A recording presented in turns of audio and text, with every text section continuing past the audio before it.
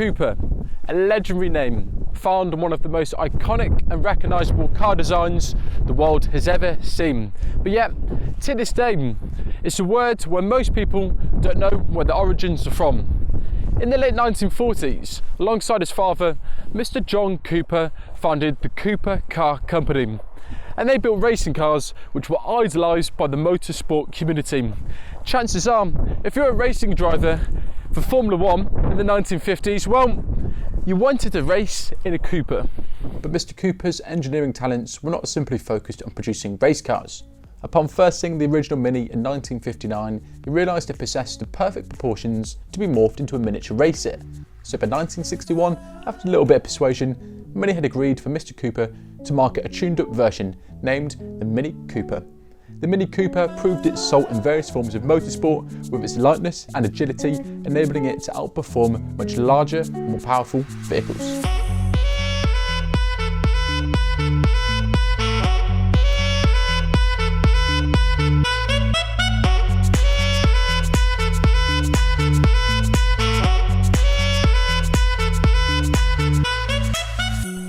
And the John Cooper Works badge, well, that's always been reserved for the most powerful and exciting Minis.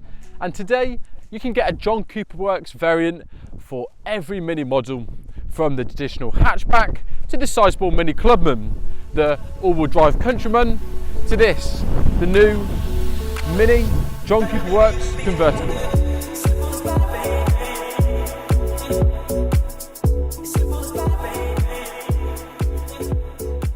For the video today, I wanted to take the Mini to a road which would do it justice. So we have come to the Evo Triangle, which, if you're a petrol head, is probably a road you've heard of before.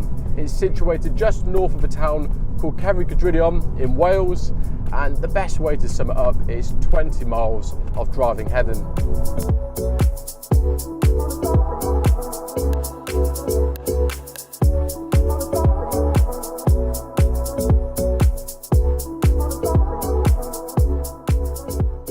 I've only been to Wales a handful of times in my lifetime, and I feel like the stereotypes about the weather is true. Today the weather's not the one, it's pretty foul to be honest.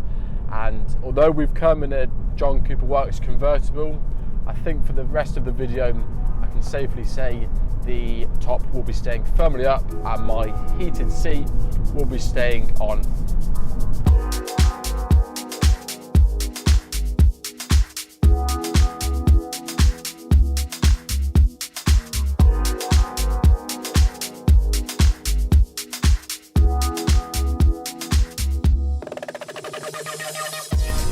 If I have any slight criticisms on the John Cooper Works Mini Convertible, I would say one slight niggle would be, I think the gearbox, the actual throw between each shift is a little bit too long for my liking. Personally, I prefer a short throw snickety gearbox, but other than that, it's really quite hard to pick faults with this vehicle.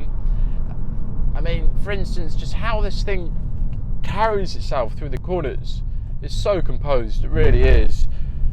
This particular car has 17-inch wheels which are wrapped in Pirelli P0s, so you've got bags of grip, and then we've also got Brembo discs all round, so it's easy to slow the car down to sensible speeds if you come a cropper.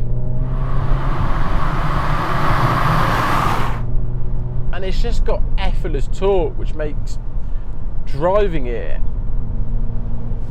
quickly a lot easier than you would have expected, because you don't necessarily have to rev the engine out to super high revs to get some momentum.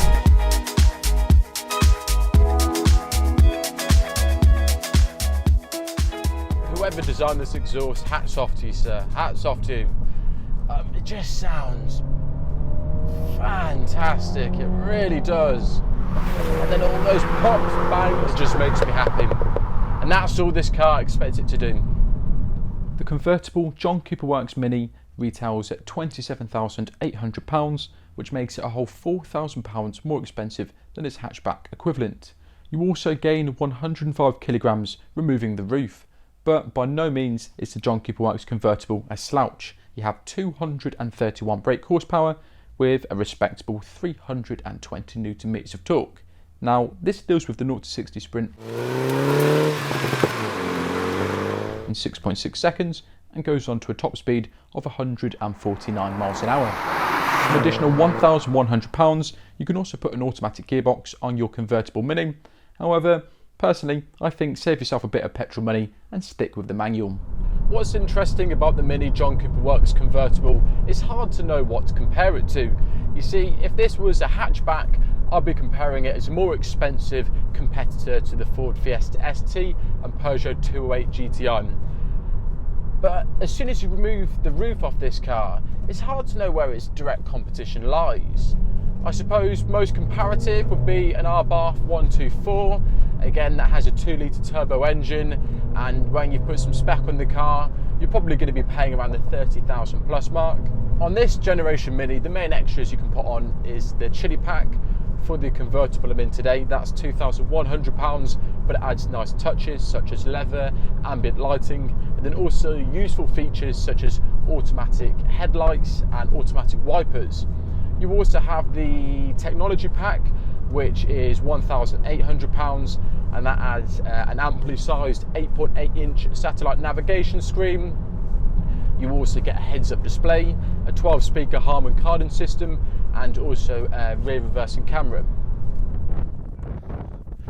And there we have it, the Mini John Cooper Works convertible. Guys, it's still a Mini, meaning it's packed with personality and it's an absolute hoot to drive. But let's be honest, this John Cooper Works convertible is probably not a car you're going to see that often on the road, because everyone's going to buy it as a hatchback. But it's a cracking car, it really is. Not the weather for it today, but it's still been an absolute blast. This particular car I got from Rybrook Mini, Stratford-upon-Avon. So if you want a performance Mini, or any Mini for that matter, then please do get in contact with those guys. And you know the procedure. If you enjoyed the video, please like, subscribe, and all that lovely stuff. And if you have been, thanks for watching. Until next time. Trying to put him in the worst mood. P1 cleaner than the church shoes. Really point to just to hurt them. All red lamps to tease them. House so empty, need a centerpiece. One of your ex a table cut from ebony. Cut that ivory into skinny pieces. And she clean it with her face, but you love your baby. Look what you've done. You're a pretty little star boy.